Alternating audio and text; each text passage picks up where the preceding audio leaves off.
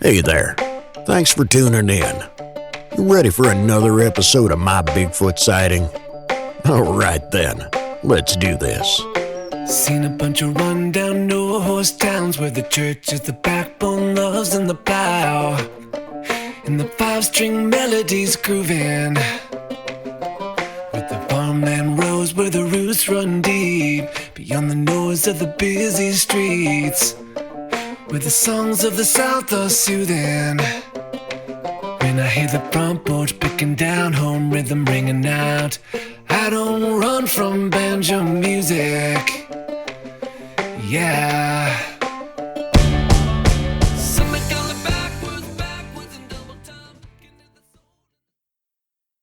If you'd like to be able to listen to the show without ads and have full access to bonus content, that's an option.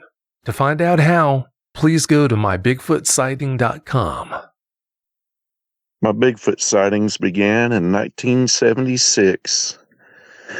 My name is William David Henry. I go by Dave Henry, and some know me as Ninja Dave, but I was only about 6 years old, and I was playing in the woods up behind in the area where we lived, and in a neighborhood that wasn't the nicest of neighborhoods, so the woods was always this escapism that you could get away from the neighborhood and the neighborhood troubles. So I was alone up on the woods playing, and I'd heard stories, about these Bigfoot, and had to imagine what they would be like or see one. But then as I was playing, as it got late, and I was trying to get some other kids to stay late to play, I yelled to them and pointed over to a bush and said,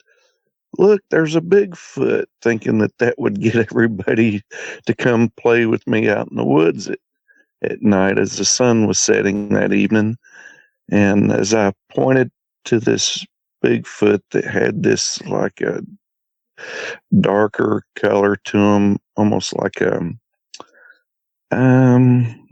sort of like a finished wood, reddish brown kind of a coat, like a darker brown, I pointed over to him. As I just looked away for a second and looked back, and he was completely gone. And I felt like such the fool, such the embarrassment to try to get all these kids up there with me. And, it's like the whole neighborhood. And I went back home and told my parents of seeing a Bigfoot in the woods. And they just thought it was just pure nonsense, and told me that, well, don't you know there's no such thing as them? There's no such thing as boogeyman. You don't have to worry about things on your bed or things in the woods, And I thought, well, maybe it was just my childhood imagination. Maybe it was just this, built up idea that I'd had of what a Bigfoot looked like. Maybe I just imagined the whole thing. And from there on, I just had become like one of the most hardened and cynical skeptics there were. And I even told myself it's just the playful imagination of a child at play in the woods.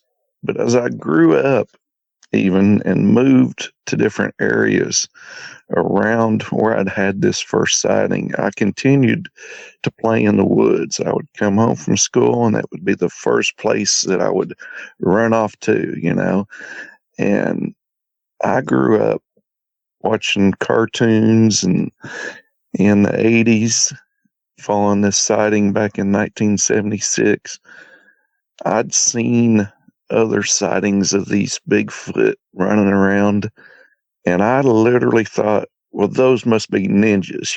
Again, it's just your make-believe imagination. You would see something black or shadowy darting around you in the woods, and I would think,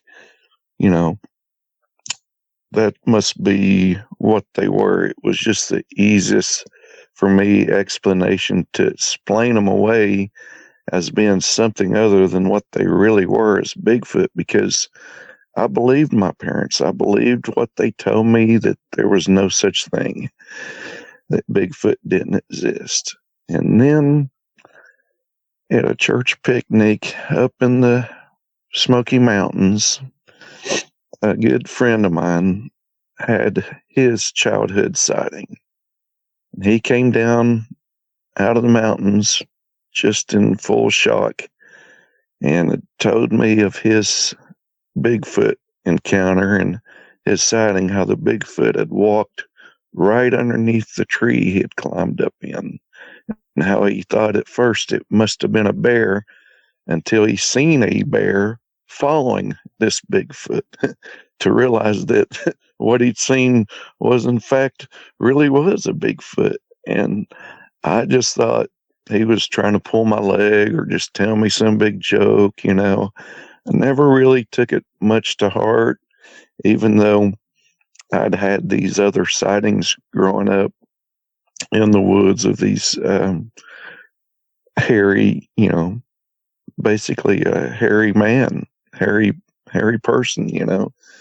And so I ended up, you know, getting a chance many, many years later. It was 2016 even, that this friend and I went for a hike up in the mountains and to an area that there's this waterfall at. And I had been taking these photographs of the falls through a set of night vision goggles that I had, when all of a sudden this friend of mine that had had a childhood sighting of a Bigfoot is there with me at the time I was with him at his sighting. He was there again years later with me when I had my Bigfoot sighting crossing this large waterfall. And I'd seen this Bigfoot through the night vision goggles after we had just had what we later discovered was an American bald eagle that flew just within inches over top of our heads. And at this time, we did not know, neither did science even, that the bald eagle, with their excellent eyesight, can see so well that they can actually see at night under certain conditions, you know, different phases of the moon even.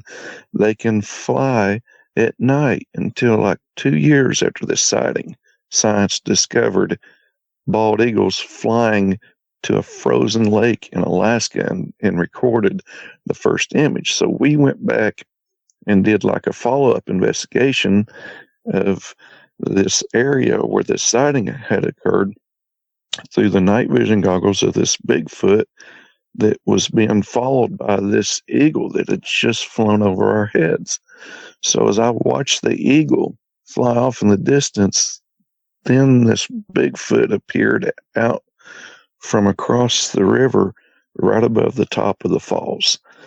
And I was able to get a really good descriptive look of its size and its body, its massive back muscles, the way the light and the reflection of the night through those night vision goggles, there was like a parted seam, like a darker shadow, like the definition where the muscles came together and attached to its back, even all the way down to its lower back and its buttocks. But I could see the ripple effect almost through this green screened image of this darker shape silhouette against the background through the infrared light reflection and the night vision.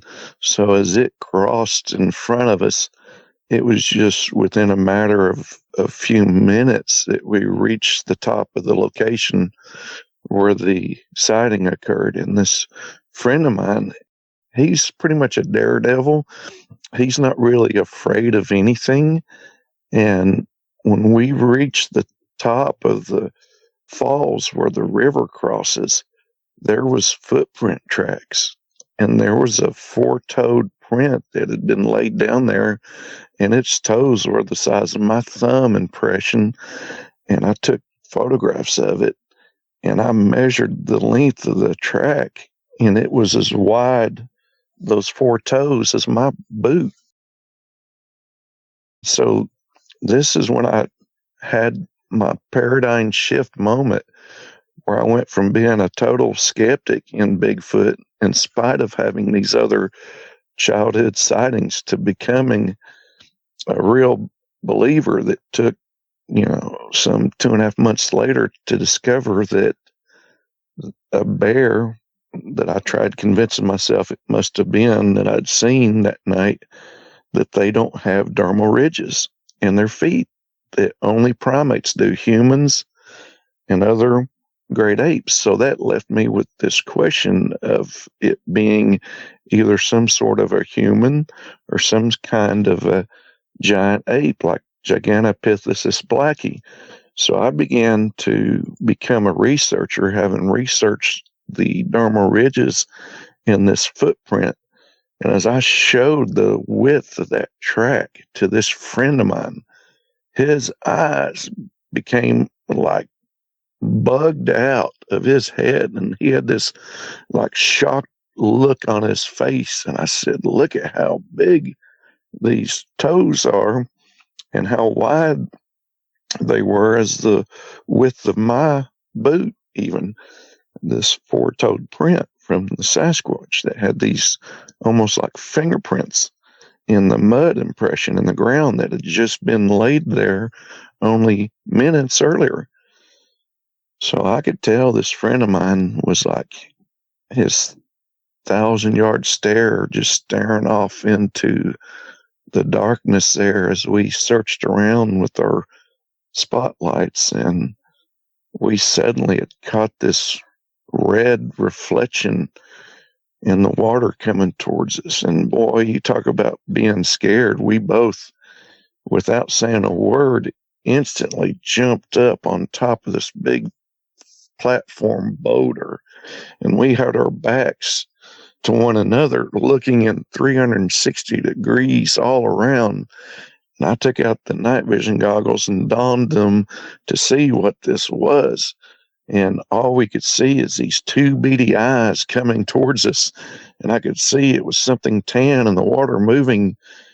And it must have like sprung in to this river from the Bigfoot crossing over to the other side of the bank. There was this giant bullfrog with this red glowing beady eyes.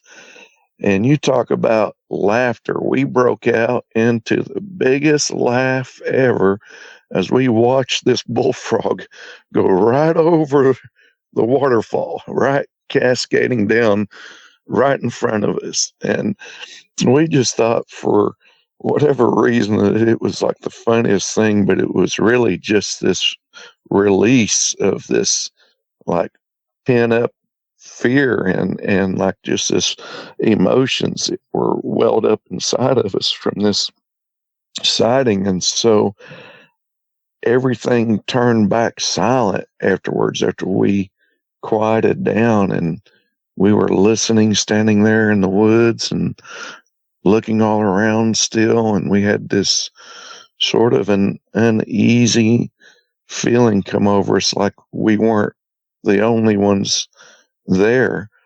And so I'd actually turned and said to him, I said, does this stuff scare you at all?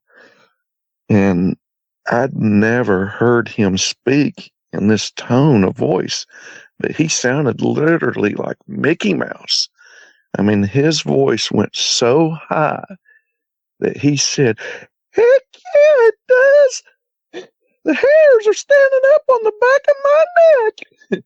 And I about started to cry, because it was just like I'd never seen him ever afraid of anything, not even scared of heights. Like nothing had ever scared this best friend of mine. And so I honestly admitted, I said, me too, man. The hairs are standing up on the back of my neck too. I was like, let's get out of here. And so we left, like, just as this group of teenagers were going up the trail, and we didn't even stop and tell them what we'd just seen or experienced. We just thought, well, we'll just let them figure it out for themselves, and let them have their own sighting or encounter. But we left, and we got back to the vehicle, and driving home, it took us like 2 hours to ride back from these mountains. And all the way home, all we talked about was his first Bigfoot sighting that he had when he was just a young kid at a church campout picnic up in the Smoky Mountains. So I asked him some 20 or more years after his childhood sighting, what do you remember that night that you had your first sighting? And, he told me, like, literally word for word everything about it that I remembered him saying, about how he had climbed up on this mountain to get a view from the top. When he got up there, how the foliage was so thick, the rhododendron was so overgrown that you couldn't see off to see the view from up top. So he had decided to climb up into the top of this large pine tree.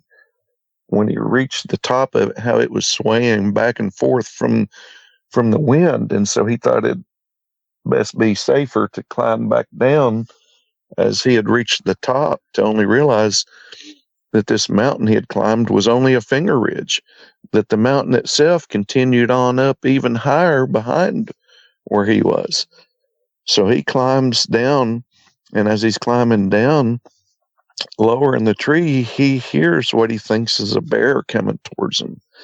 And so he told me word for word what I remembered him saying about how when he was in that treetop and he had whistled us down below, I remembered him calling to us, whistling.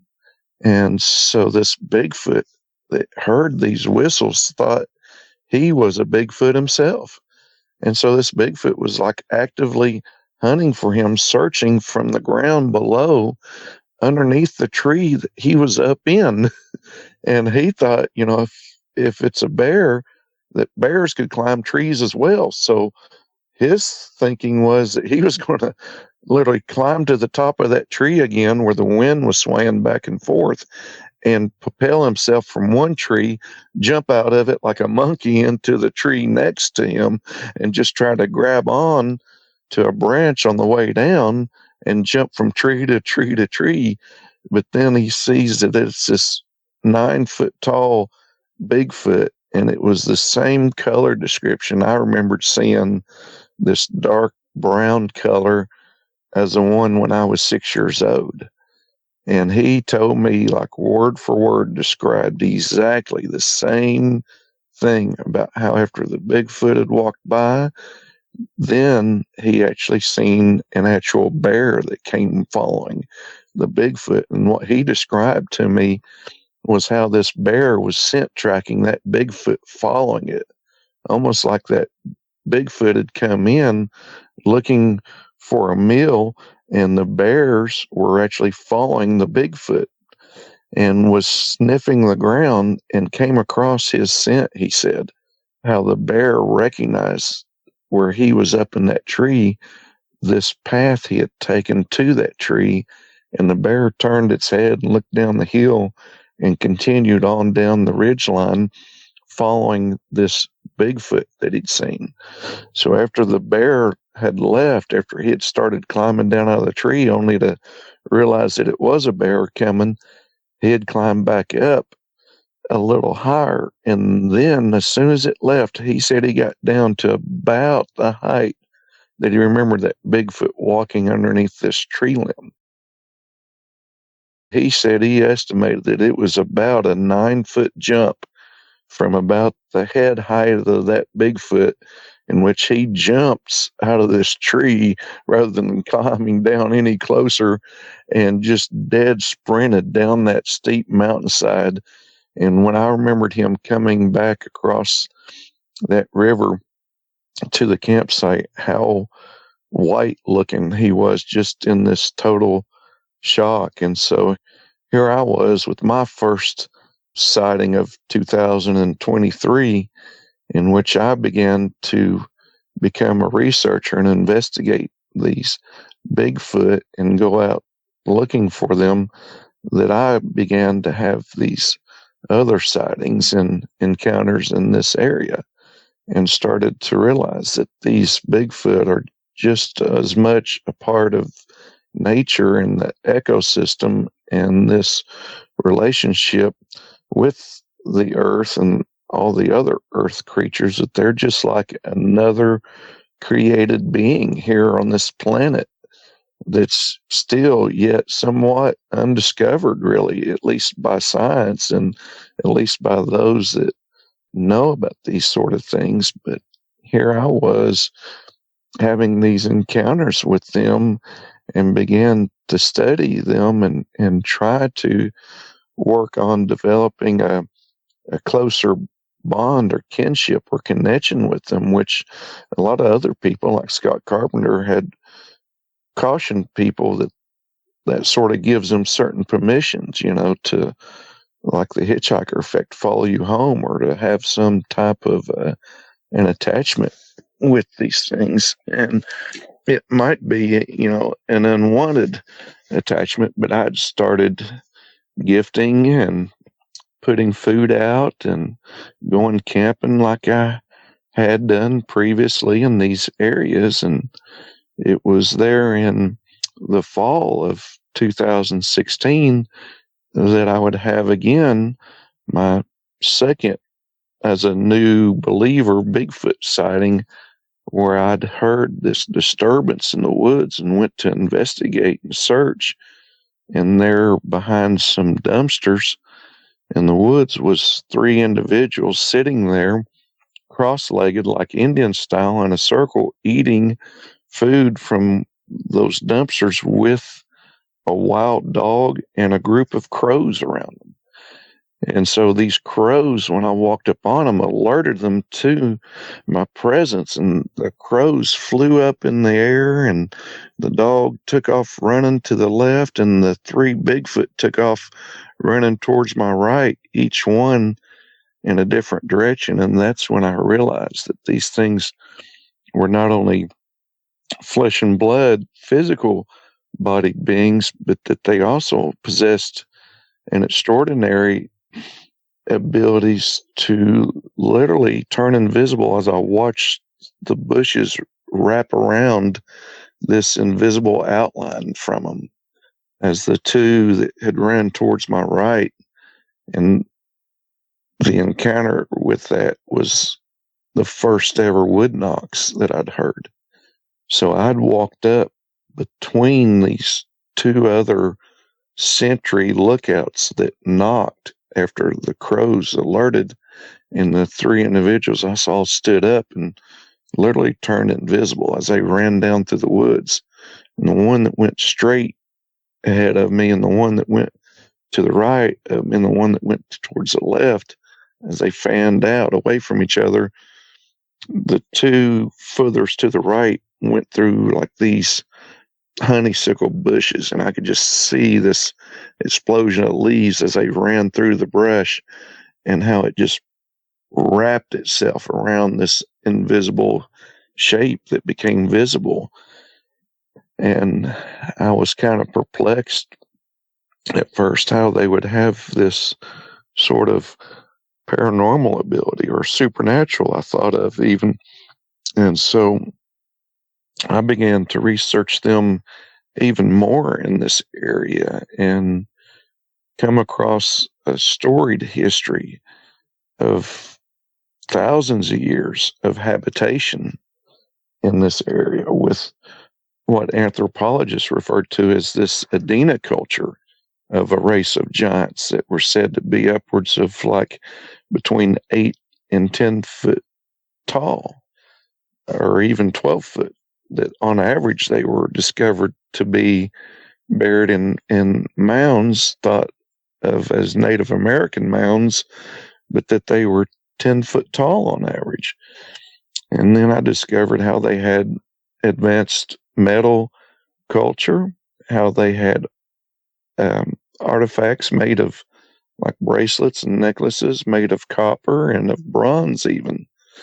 So I began to really research this Adena culture connection to the Bigfoot sightings that I began to have in this area. And it just led further and further into more sightings of these things, like what initially began in 2016 began to regulate back to those early childhood sightings and experiences that I'd had that I'd even forgotten about. So I began to realize that from the time that I was around 6 years old, having had this childhood sighting that I thought was just my imagination, that I was just out to get other kids to come play with me in the woods at night, that these things were actually real and that they had these extraordinary abilities, how that they were a part of nature, and how other animals like the eagle we've seen, how they're able to co-mutually habitate with them and create an environment in which they help other species to survive, even where we found hair in this scat of the eagles that we associated with being deer kills from the Sasquatch. So this early sighting and regulation of childhood encounters slowly began to filter back in through my forgotten memories in the past of how we were on a hike, sort of like a group of Boy Scouts, and we were called Royal Rangers. And as a trailblazer, I was in a group with some younger, sort of like Cub Scouts, and we had one of the kids actually had gone missing. So we once set out in like a line canvassing the area around one of the shelters. I believe it was up on the Appalachian Trail when I was just a real young teenager. I was probably about 13 years old then. And so I remember finding this kid who had went missing with two other boys as they're walking up this path back up to this shelter area. And I remember asking, like, what's the matter with him? Because he was in such state of shock and was in tears. And so as he had walked by me, I catch movement just on the other side of this pine tree thicket, and I see this same brown color that I'd seen when I was 6 years old of a Bigfoot. And so I looked underneath the bottom of the tree, and I seen its feet walking by. And for all those years, I'd tried to convince myself that it must have just been this bear that I'd seen, just like this sighting that led to the discovery of Bigfoot in 2016, that I tried to convince myself it was a bear until I discovered the dermal ridges and the feet, that only two mammal species have those in their feet, and that bears don't have dermal ridges in their feet. So it couldn't have been a bear that I'd seen.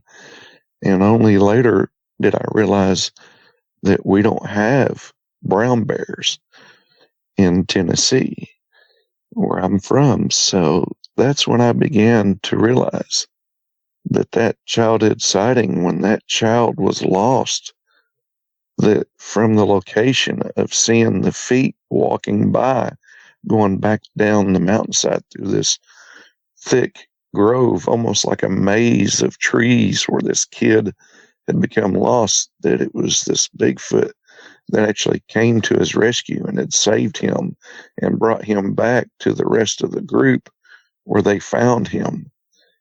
And they just kept it all quiet and hush about this kid's sighting of the Bigfoot, not wanting for him to become any more frightened of it, not even realizing that I'd had the same sighting of this Bigfoot as well, and seeing the feet of it from underneath the trees as he passed by back down the mountainside.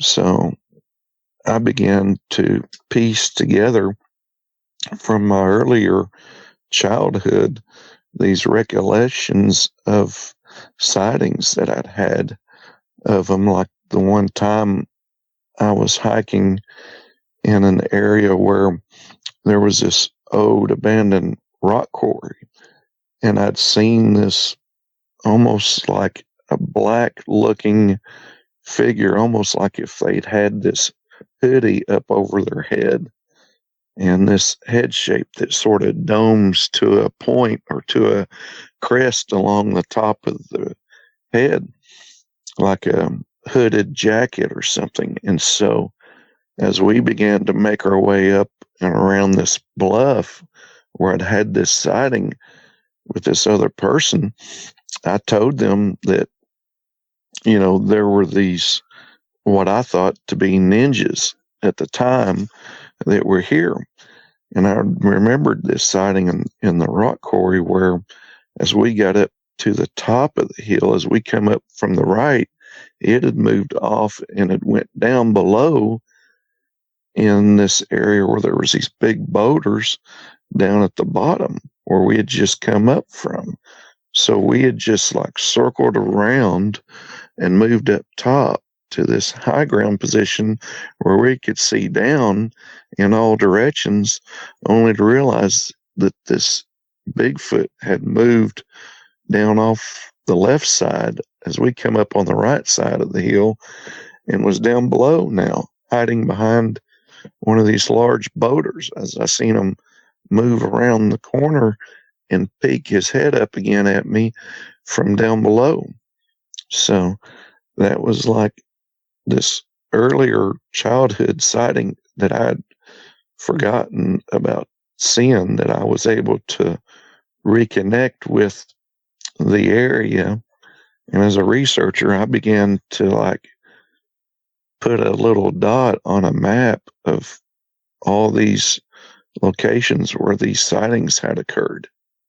And I had the chance to go back and revisit these areas in which these habitation areas are still inhabited to this day. And even where I live now, where I'd come home and get off the school bus, and first thing I'd do is come home and put on my camouflage and go down and play in the woods and dress up and play Army and run around watching G.I. Joe cartoons and think that they were like Snake Eyes, this character on G.I. Joe that would dress up in all black and had a similar shaped head and silhouette and outline, because when I would see him, the black appearance of the hair would just look like a solid mass, like a solid black shape or solid black outline.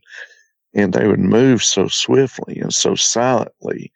They were like ninjas in the woods. They were like these people that lived where I lived, down in the woods, that I would go down and play Army and experience these sightings. And oftentimes it would be just a chance sighting, which you'd see one run by you and you'd turn to fix your eyes on it or gaze upon it for only a split second, as it would just seem to vanish like a ninja in a puff of smoke, only there wasn't any smoke. They would just cloak and disappear. So as I began to research their abilities, I began to understand how they could leave behind evidence such as footprints and even scat that I found from them that was visible, but yet they were physically on the outward appearance able to turn completely invisible or cloaked through some means, through some metaphysical abilities even.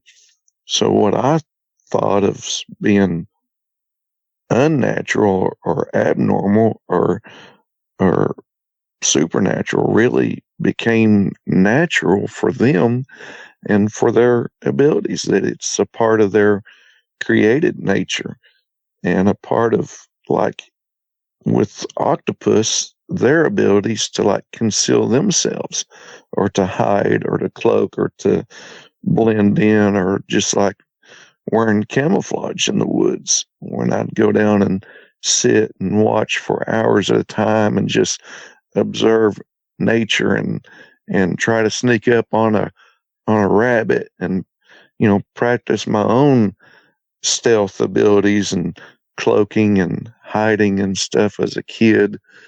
I learned that they were imitating the same behavior and acting in the same way. And I think that because of that, there was probably an earlier connection that had been formed with them, one that I didn't even recognize existed as a skeptic, one that which they had somehow began to learn about me as much as I began to become a researcher later on in life and study them. They were already like aware of me and who I was from an early childhood sighting, even from an earlier time when I was there in the woods and had that first sighting of this dark brown, sort of a crest-headed, dome-shaped faced Bigfoot that was covered in hair from what I remembered. And even the face had this hair covering, like a mask, even where you could just see the eyes. That made me think of them as even more like ninjas. But then others that I've had sightings of since that time had no hair at all on the face. So it kind of left me a little bit perplexed even. And then I seen the first post skeptic sighting in 2018 of one literally face to face on the side of the road. And this one, his face was sort of a ruddy fella, like he had this rosy cheeks, like a lighter skin complexion, more like a suntan with a sunburn appearance. And his skin was very youthful and very bright and shining on his face. And he had the same colored brown eyes to go with this blonde hair that he had with the almost butterscotch coat. But he had these like tufts of long hair around his wrist and around his ankles and around his chin, all the way up around the crest of his head, the top of his head, and back around, just like the blonde mane of a lion. And so I thought of him as being almost like someone wearing a fur coat, like an Eskimo. And he really had a native appearance to him, almost like a Caucasian look, but with this almost like an Eskimo facial features, or what I later discovered looked like the indigenous people from Panama called the Kuna people. And then I began to like research early Welsh connection to both this Adena culture of giants in North America and the people that had this early metal culture with an actual Welsh breastplate that was found on an island here in Tennessee. How there's another island just north of Louisville that an identical brass breastplate was found bearing this Welsh coat of arms.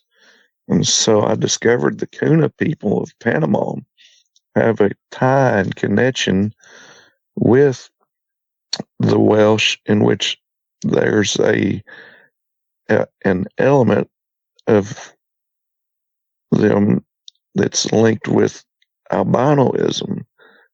And then I started to realize through the facial similarities of the Kuna people, this connection with early Welsh and this genetic link to albinoism, both this tan Bigfoot that I'd seen and later even a white one.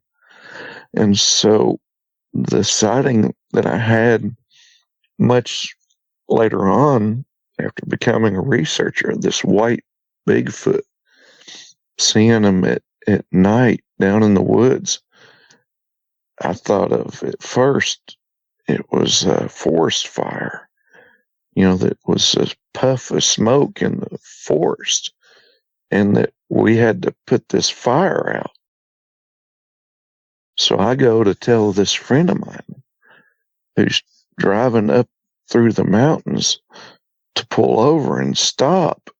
And we get out, and we had this sighting again through night vision goggles that I had with me at that time, only to realize that this puff of smoke, this big white, almost like a giant size cotton ball, wasn't smoke at all. It was the white hair of a white Sasquatch that stood up. And as it stood up, I saw the legs extend out from under beneath it, and the arms out from its side that made this rounded appearance, seeing it squatting down in the woods and its back turned towards us and its head lowered down below the line of its shoulders. When I'd seen it, as it raised its head back and its arms out, and they began to swing as it ran down through the woods, and it ran in behind this large tree where it was hiding. So when we pulled over and stopped, we had stopped right where another Bigfoot was there with this white one, and he looked sort of a dark brown color. Through the night vision, it was hard to really tell what color he was, but he appeared darker, but not as black as what would appear as black in the night vision. So I estimated that it was dark brown, even though the image through the night vision was of a green screen image, almost like you would see color through a black and white TV set. So as we're watching this Bigfoot, my buddy thinks that it's a car's headlights shining in the woods, and he says to me, "Come on, man, someone's run off the road. We got to go rescue them." Just as I'm thinking it's a forest fire down in the woods, telling him we got to go put this fire out. So I realized first that what I'd seen was this white Bigfoot, and then looking through the night vision goggles, I spot the second Bigfoot that he is seeing, this eye shining in the woods. It looks like a car's flashing headlights. He literally thought what we'd seen was someone signaling SOS with the flashing of two lights like a headlight on a vehicle, but it was closer to us than what he thought, further away to be a car. And so when I told my friend that there's no road there and showed him the night vision, it was already leaned against the backside of a tree, but its eyes were emitting an invisible light that you could see shining and searching left and right and back and forth, as if it was looking for a way to run from us without being seen, while it was kind of caught there behind the backside of this tree. And so this friend of mine, who himself was an admitted skeptic even at this point, when he seen this eye shining through the trees, he didn't know what to think of it. And at the time, he could just see part of an arm sticking out from the side of a tree, and it just looked like a hairy vine or something growing up the tree. Like you couldn't really make it clearly out, the shape or size from our view, from the vantage point that we had. But then, just like I'd first seen the three eating with the dog and the wild crows, how they had this symbiotic relationship with other creatures in nature, and their ability to turn invisible, just like a octopus has in nature.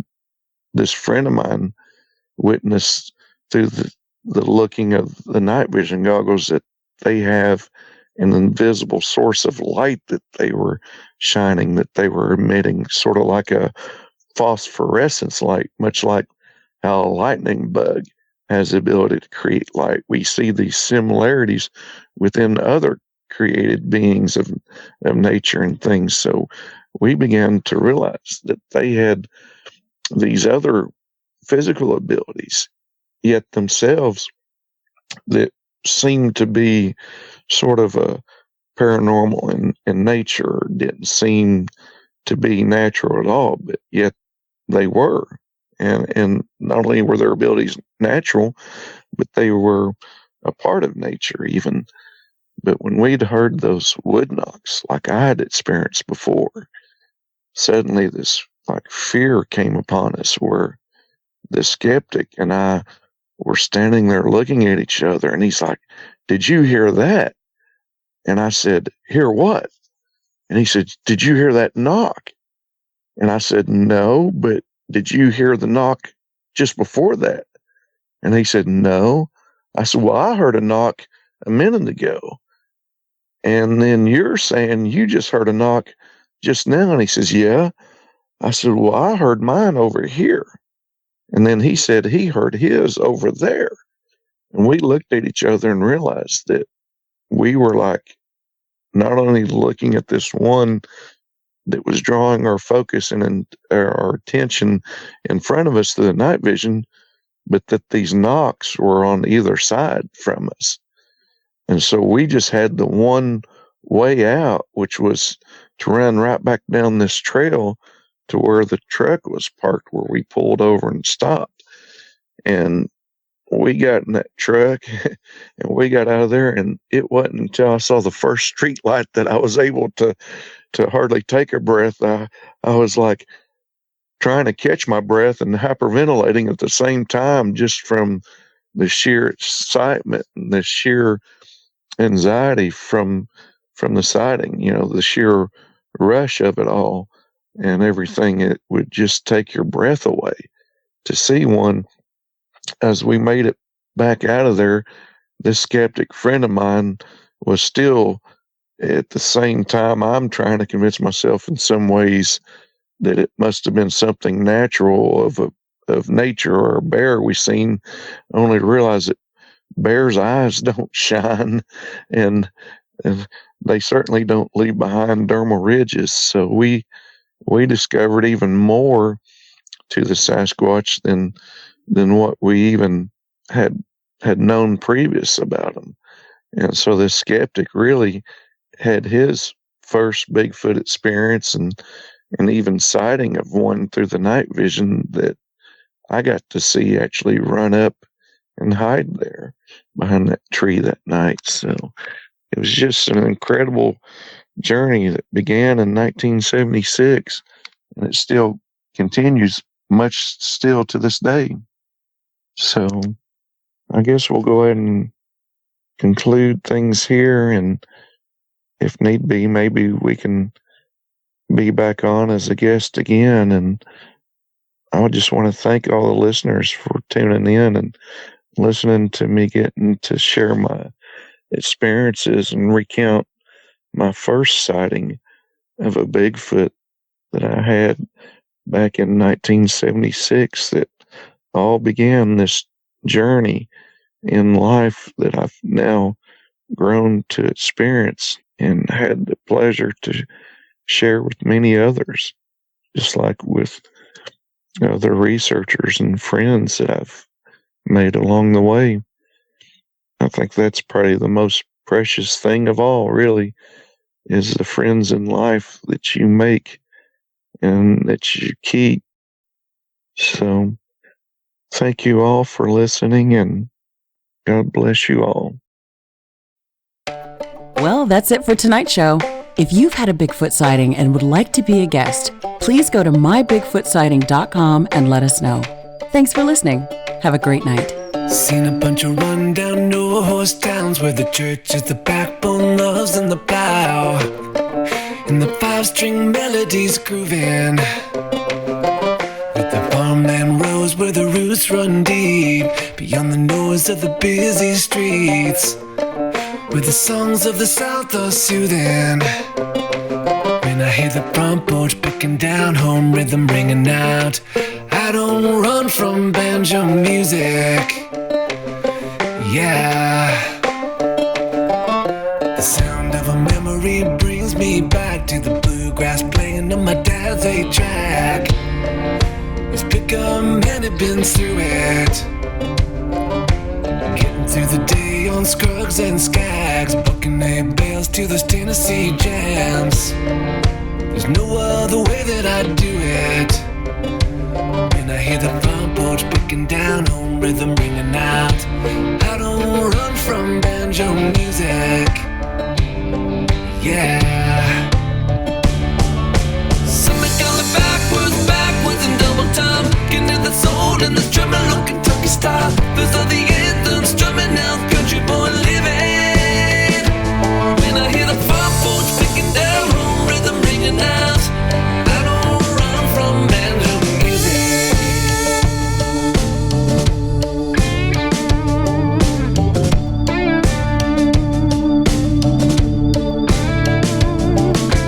Pace of the city life drives me wild. The only tune is the cars rushing by, with the bass on the stereos booming. When I hear the front porch picking down, home rhythm ringing out, I don't run from banjo music. Yeah.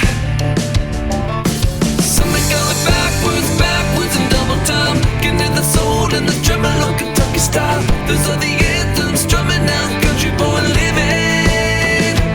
When I hear the front porch picking down, home rhythm ringing out, I don't run from banjo music.